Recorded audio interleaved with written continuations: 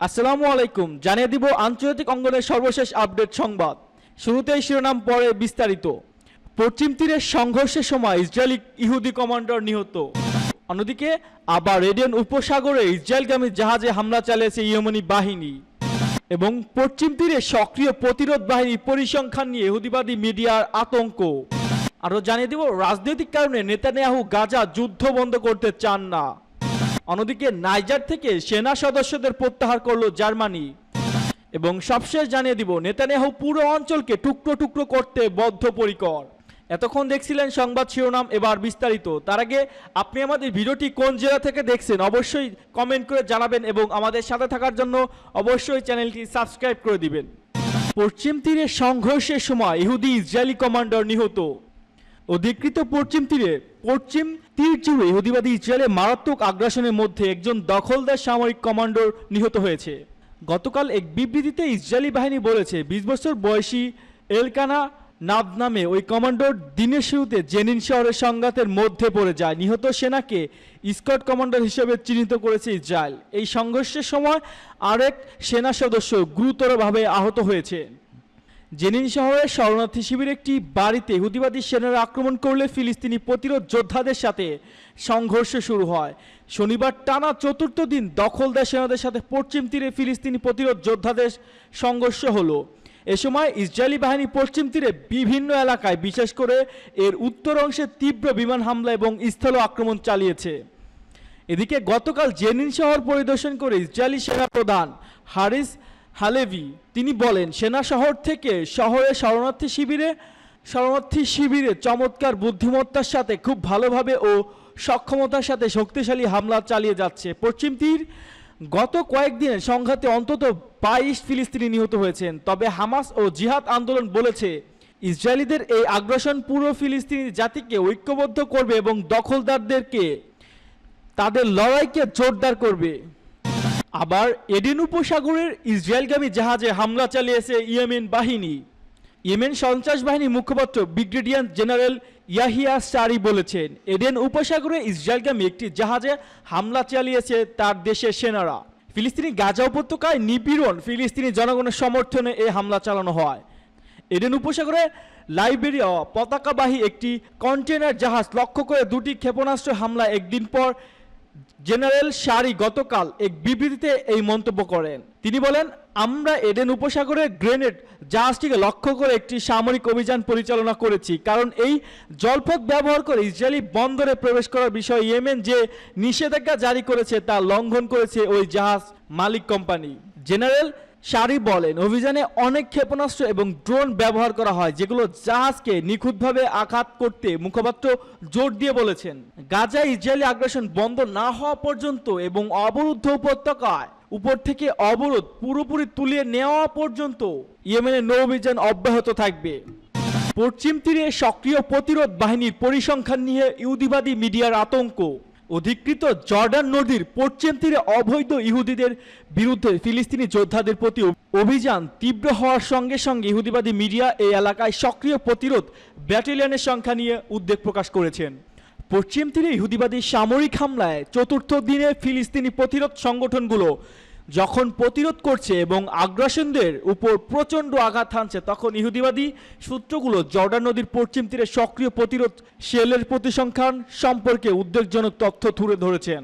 ইহুদিবাদী মিডিয়া স্বীকার করেছে যে 23টি প্রতিরোধ ব্যাটালিয়ন বর্তমানে পশ্চিম তীরে সক্রিয় হয়েছে, যা গাজা উপত্যকা ব্যাটালিয়নদের সংখ্যা দ্বিগুণ। একই সময়ে আল আকসা শহীদ ব্যাটালিয়ন, আল কুদ্দুস ব্যাটালিয়ন এবং জেনিন আল মুজাহিদিন ব্যাটালিয়ন ঘোষণা করেছে যে তারা চলমান সংঘাতময় পরিস্থিতিতে বিভিন্ন ফ্রন্টে ইহুদিবাদী আগ্রাসীদের বিরুদ্ধে লড়াই করেছে এবং বন্দুক ও বিস্ফোরক দিয়ে ইহুদিবাদীদের লক্ষ্য করে পাল্টা প্রতিরোধ গড়ে তুলেছে। এছাড়াও স্থানীয় মিডিয়া জেনিন পশ্চিমে অবস্থিত বারকিন শহরে দখলদার ইহুদিবাদী সেনাবাহিনী এবং ফিলিস্তিনি প্রতিরোধ যোদ্ধাদের মধ্যে তীব্র সংঘর্ষের খবর দিয়েছে। গত সপ্তাহে ইহুদিবাদী সেনাবাহিনী পশ্চিম তীরে উত্তরাঞ্চলীয় এলাকাগুলোতে তাদের ব্যাপক অভিযান শুরু করার ঘোষণা দেয় এবং এসব অভিযানে বেশ কয়েকজন ফিলিস্তিনি শহীদ ও আহত হন। এসব এলাকায় অবকাঠামোগত কিছু স্থাপনা ইহুদিবাদী শাসক গোষ্ঠীর সৈন্যরা ধ্বংস করে দিয়েছে। রাজনৈতিক কারণে নেতানিয়াহু গাজা যুদ্ধ বন্ধ করতে চান না। ইহুদিবাদী ইসরায়েলের শাসক গোষ্ঠীর সামরিক অভিযান শাখার সাবেক প্রধান বলেছেন, ইসরায়েলের প্রধানমন্ত্রী বেনিয়ামিন নেতানিয়াহু কেবল রাজনৈতিক কারণে গাজা যুদ্ধ শেষ করতে চান না। সাম্প্রতিক দিনগুলো দখলকৃত উত্তরাঞ্চলে ইসরায়েলের প্রধানমন্ত্রী বেনিয়ামিন নেতানিয়াহুর নীতির বিরুদ্ধে প্রতিবাদের নতুন ডেট শুরু হয়েছে। ইহুদিবাদী বিক্ষোভকারীরা ফিলিস্তিনি প্রতিরোধগামী সংগঠনগুলোর সঙ্গে যুদ্ধবিরতি এবং ইসরায়েলি বন্দীদের মুক্তির জন্য অবিলম্বে একটি চুক্তি দাবি করেছে। আল জাজিরা উদ্ধৃত অনুসারে ইহুদিবাদী শাসনের সামরিক অপসারণের শাখা সাবেক প্রধান বেনিয়ামিন নেতানিয়াহুর কর্মক্ষমতায় আলোচনা করে বলেছেন, গাজা যুদ্ধ দীর্ঘায়িত করার বিষয়ে নেতানিয়াহু যে তাকে নেটসারিম এবং ফিলাডেলফিয়া অক্ষরের গুরুত্বকে অতিরঞ্জিত করে তুলেছে। তিনি বলেন, এই অতিরঞ্জনের মাধ্যমে নেতানিয়াহু বন্দীদের বিনিময়ের গুরুত্ব কমানোর চেষ্টা করেছে। ইহুদিবাদী ইসরায়েলের সাবেক এই সামরিক কর্মকর্তা বলেছেন, নেতানিয়াহু রাজনৈতিক যুদ্ধ তাড়াতাড়ি শেষ করতে চান না। যখন নেটসারিম এবং ফিলাডেলফিয়া অক্ষে সেনাবাহিনী অবশিষ্ট থাকায় ইসরায়েলের পরিস্থিতি আগের চেয়ে খারাপ হচ্ছে। নাইজার থেকে সেনা সদস্যদের প্রত্যাহার করল জার্মান। আফ্রিকার অশান্ত সাহেল অঞ্চলের দেশ নাইজার থেকে জার্মানি তার সামরিক বাহিনী প্রত্যাহার করেছে।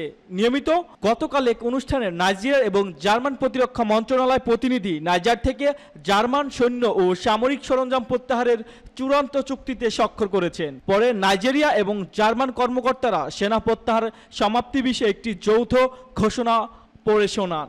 সেনা প্রত্যাহারের এই ঘোষণার পরও নাইজার এবং জার্মানির মধ্যে সামরিক সহায়তা অব্যাহত থাকবে। দুই পক্ষ সামরিক সম্পর্কে বজায় রাখতে প্রতিশ্রুতিবদ্ধ। জার্মানির সেনাবাহিনীরা বলেছেন, তারা নাইজার থেকে শেষ 60 জন সেনা ও সামরিক সরঞ্জাম সরিয়ে নিয়েছে। 8 বছর ধরে জার্মান সৈন্যরা জাতিসংঘের অধীনে নাইজারে কাজ করছে। নেতানিয়াহু পুরো অঞ্চলকে টুকরো টুকরো করতে বদ্ধপরিকর। লেবাননের পার্লামেন্ট স্পিকার নাবিহ বেরি বলেছেন, ইহুদিবাদী ইসরায়েলকে যুদ্ধবাজ প্রধানমন্ত্রী বেনিয়ামিন নেতানিয়াহু মধ্যপ্রাচ্যকে বিভক্তর জন্য উঠে পড়ে লেগেছে। তিনি এই অঞ্চলকে নরক বানাতে চান। গতকাল নাবি বেরি এসব কথা বলেছেন। তিনি বলেন, দখলদার ইসরায়েলের চলমান গণহত্যার মধ্যে গাজা উপত্যকায় ফিলিস্তিনিদের প্রতি দৃঢ় সমর্থন প্রদান অপরিহার্য। তিনি বলেন, বেনিয়ামিন নেতানিয়াহু নেতৃত্বে ইসরায়েলের চরমপন্থী মন্ত্রিসভা এই অঞ্চলকে টুকরো টুকরো করে এমন পরিস্থিতি তৈরি করতে প্রস্তুত যেখানে ইসরায়েল সবচেয়ে শক্তিশালী সত্তা হিসেবে টিকে থাকবে। আমাদের অবশ্যই গাজার পাশে দাঁড়াতে হবে। আল কুদ্দুসকে রাজধানী করে একটি স্বাধীন ফিলিস্তিনি রাষ্ট্র প্রতিষ্ঠার জন্য ফিলিস্তিনি জাতির বৈধ অধিকারকে সমর্থন করতে হবে এবং গাজায় চলমান গণহত্যা বন্ধ করতে হবে। লেবাননের পার্লামেন্ট স্পিকার আরও বলেন, বর্তমান ইসরায়েলের দখলদার সরকার গাজা যুদ্ধ বন্ধ করার লক্ষ্যে যে কোনো উদ্যোগ ব্যর্থ করে দেয়। গাজা ইসরায়েলের চলমান গণহত্যামূলক যুদ্ধ এই অঞ্চলের ভৌগোলিক রূপ পরিবর্তনের প্রচেষ্টা ছাড়া আর কিছু নয়।